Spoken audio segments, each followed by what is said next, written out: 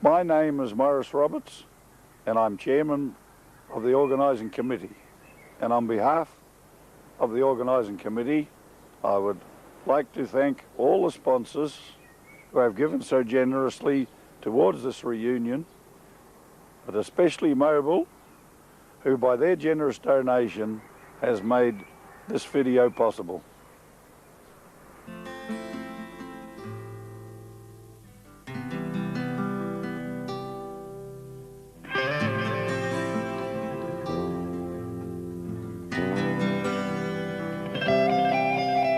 We're working on the land. We're working hand in hand.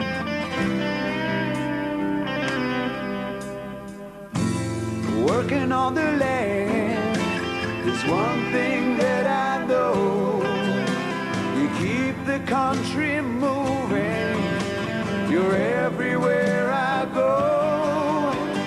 Mobile, part of the country. Mobile, part of the country now.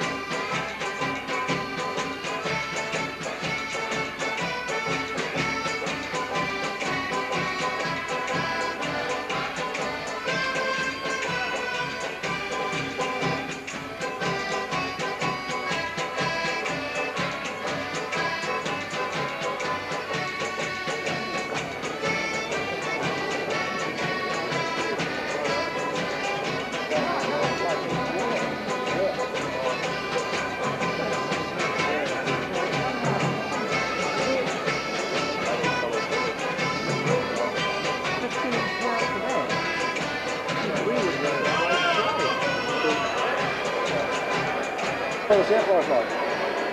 Big one. Yeah. Tell you what, you can turn the one on the car down around the blue flats.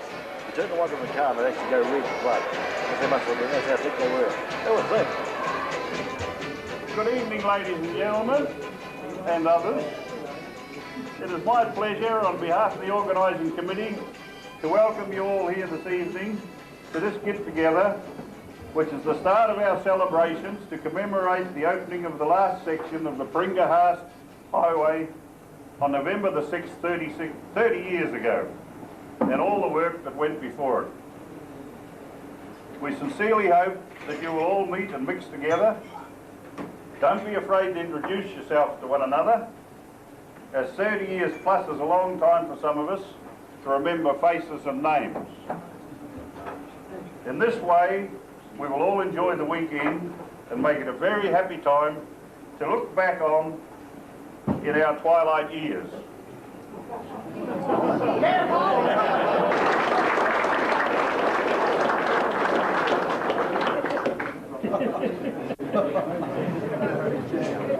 Well, without further ado, let's get together, meet one another, share stories of the good old days, eat, drink and be merry, and have a jolly good weekend. Thank you all.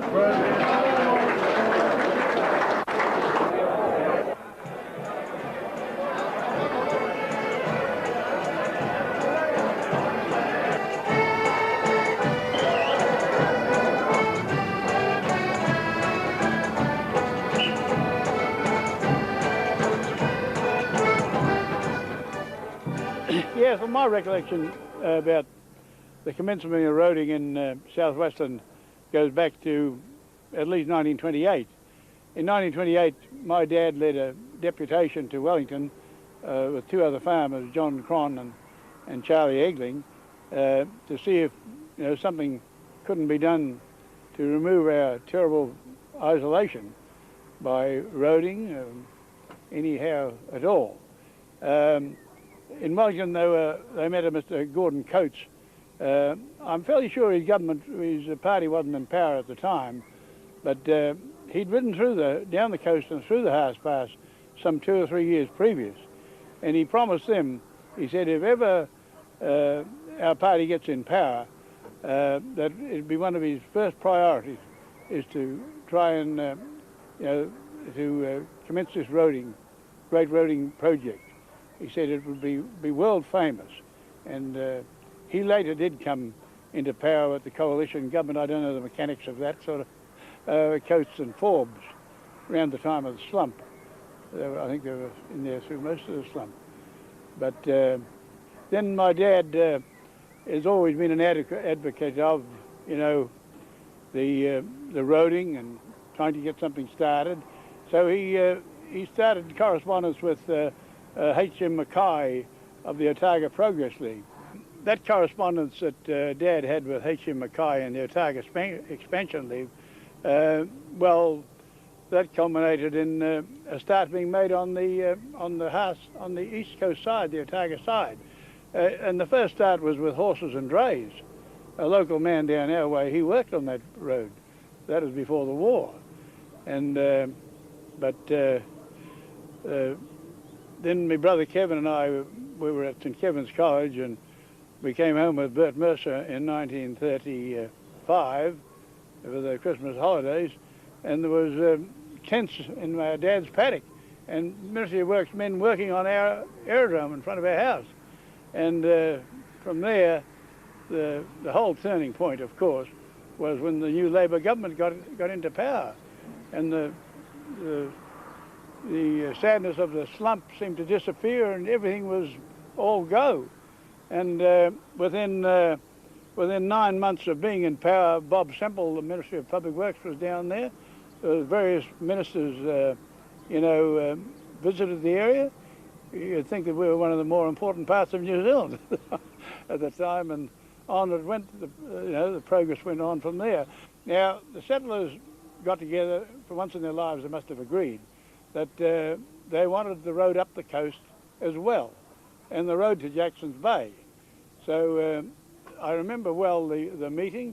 It was in 1936. There was a party came down from Hokitika here. DJ Evans was one of the prominent members of that. I don't remember councillors and others' names and that sort of thing, but they flew down with Mercer and his planes, Mercer and Hewitt, and landed at Haast. There was 22 people rode through the Haast Pass on horses to Crons and stayed there, and the next morning there was a shuttle service. There's about a 4 or 5 minute flight down to our airstrip. Well, I don't know how many different flights the two Fox Sloths made, but then from there it was about, in old measurement, about 1.5 miles down to the hall, and all hands walked down to the hall, including the two pilots, Mercer and Hewitt. Ritchie was the head man of the Progress League in Dunedin. I remember Ritchie saying the meeting in the hall, which my dad chaired, that they came all this way in high hopes that the people were going to be, 100% behind them. And when they arrived over here, they received a body blow. That's how Ritchie put it, that to find that the settlers are not in total agreement with the Haast Pass. They want the road up the coast as well as the road to Jackson's Bay. And as a few of the local settlers pointed out, that the road to Jackson's Bay was really the key for bringing in, machinery and everything for road making. So that was the resolution that was finalised at the meeting, and I'm pretty certain of this, that Captain Mercer flew that resolution to Wellington, and from there it started. 1936 when we started down there, and I went to the saltwater camp, which was 8 miles below Wahika, and it was where the old cattle trail came out, at the finish of the trail, to go out to get into the mainstream of the highways across the Cook and the Fox Rivers those days. And yes, it was quite a great experience for me. I went down there as a young fellow at 26. I stopped in the camp for 12 months, and then I got married, and I brought the wife down, and she was a real pioneer in her own self. And anyway, we got down to the camp, and there was no fireplace there. It was only a couple of tents, 8x10 tents, and a wooden floor, and and had malthoid over the floor. That was just a sort of a base thing that they put over to stop the draft from coming up. And when we got there, we found out there was no fireplace there, and luckily we had a gift as a wedding present, a primus, a pumped primus. You put kerosene in, and we cooked our meals for a week off that. My wife was very adaptable. She was a real pioneer in her own self, and that's the way it was, how we got on for the first week anyway. And then when the workmen got back on the job, they put the fireplace in for us. So from then on, there was 3 other married quarters in the same place as we were. One had a horse and dray, and another fella was a roadman that used to be an old roadman down there, Dick Trevathan, and he had a Maori wife there, a lovely old lady she was. And she often used to come over home. We used to make a little bit of home brew, and she'd go back home laughing, ha, ha, ha, all the way home back till she got to the tent, you know. And we really enjoyed their company. And there was another owner-driver like myself, and he was from Westport, a fellow by the name of Bob Wade. And his wife was a member of the Haast family. In those days, they were a great boxing family. And why I remember that is because I used to be taught the noble art of self-defence myself. And I won a championship on the coast before I came down into Southwestern. Now we're back in Southwestern again. I'll always remember the hospitality of those pioneer people that lived there. When we came down, they were real, genuine. The feeling used to come out to you, and they liked to get you and get all the news that was away out in the outside world, and they looked after you. I remember there was a Mrs. Des Cadigan. They always had the kettle on the fire, and it was always boiling. They had one of those stands that you just swung the kettle back on to heat her up again for a cup of tea. Many a cup of tea I had with them, and they were camped at the crossing of the Paringa River. They were very fine people. And then down at Jacob's River was another family, Rochfords. They were lovely people too, and that's what I will always remember, of those people down there and the hospitality. It was different. I didn't know what the hospitality was till I went down there, and I never forget. And of course, all those people are gone now, but I'm happy to say I ran into a lot of the family here at this reunion. Our roads were all flat. We hardly had to go through a cutting before we got to Paringa.